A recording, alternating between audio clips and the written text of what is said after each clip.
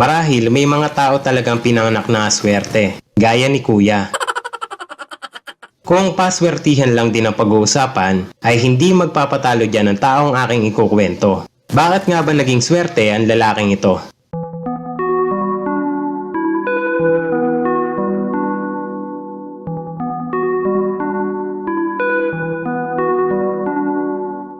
Mag-uumpisa ang ating kwento sa lalaking taga-Croatia na nagngangalang Prince Selak na ipinanganak noong June 14, 1929. Ayon kay Selak, may tuturing daw niyang swerte at the same time ay may halong kamalasan ng buhay niya. Pero bakit nga ba nasabing swerte at malas ang buhay niya?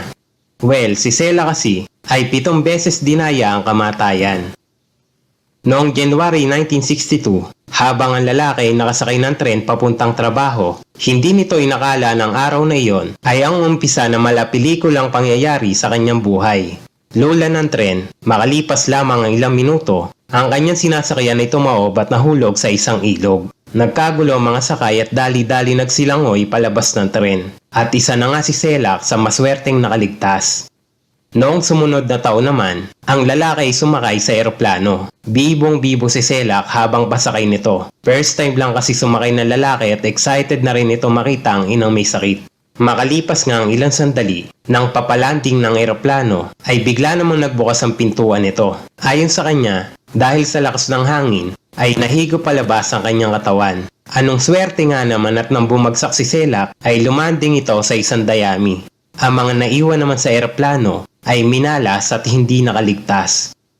3 taon makalipas ang insidente sa eroplano, sakay ng isang bus, si Selak ay papunta sana sa isang kaibigan. Nang makakita ng ilog si Selak, ay tila daw may naalala siya nang makita ang isang ilog. Isang premonition na nakita ni Selak. At makalipas nga ang ilang minuto, ay naaksidente na naman ang kanyang sinasakayang bus. Ito nga ay nahulog sa isang ilog. Muli ay nakaligtas na naman si Selak at nagkaroon lamang ng kaunting galos. At hindi pa nga ron natatapos ang final destination na istorya ni Selak.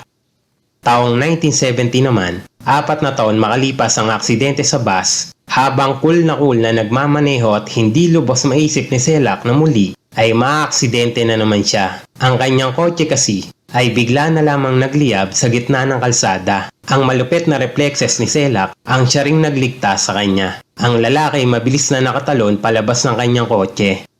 But wait, there's more. 3 taon matapos magliyab ang kanyang kotse, sa katulad na insidente habang nagmamaneho, ang kanyang bagong sasakyan ay muling nagliyab dulot ng sirang tangke ng gasolina. Tulad ng nakagawian, ang ating bida ay muli na namang nakaligtas. Ang mga insidenteng nangyari kay Selak ay tinuring pa rin niyang swerte. Dahil sa kabila ng aksidente, lagi niyang tinitignan ang brighter side ng pangyayari. Nakakaligtas naman daw siya at lubos siya nagpapasalamat sa Diyos. Gayunpaman, ang epekto nito sa ibang taong kakilala niya ay taliwas sa paniniwala ni Selak. Naubos ng paisa-isa ang kanyang mga kaibigan. Malas daw kasi si Selak, kahit saan daw ito magpunta ay may nangyayaring masama. Tulad na lamang noong 1995. 22 years matapos ang huling aksidente kay Selak ay nabangga naman ito ng bus. At muli, ang tila immortal na si Selak ay muli na namang nakaligtas.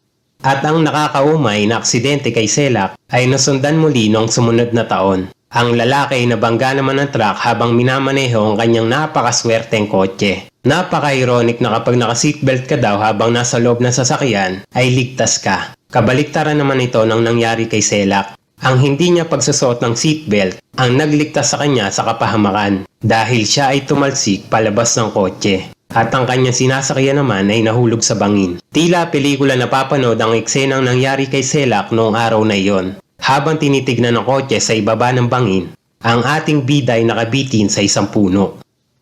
Ang insidenteng iyon ang pinakahuli nang nangyari kay Selak. Kakatuwang matapos ang lahat ng iyon, ay tila natanggap na ni Selak na anumang oras ay maaari siyang kuhanin ng may kapal at naghihintay na lamang siya na mangyari iyon. Ngunit ang paghihintay na iyon ay nabago nang siya ay tumama sa loto. Taong 2003, 2 araw matapos ang kanyang 73rd birthday, nakajackpot si Selak sa tinatayang loto na nagkakahalaga ng 900,000 euro. O kung sa pera natin ngayon ay katumbas ng mahigit sa 50 million pesos. Nagbago bigla ang tingin ni Selak sa mundo. Pakiramdam daw niya ay para siyang pinanganak muli. In-enjoy niya ang kanyang napanalunan at ito ay binili ng 2 bahay at isang malaking bangka. Namuhay si Selak ng marangya. Bigla rin daw dumami ang kanyang kaibigan at kamag-anak. Gayunpaman, noong 2010, ang natitira niyang pera ay binigay niya sa mga ito at ang iba ay sa charity.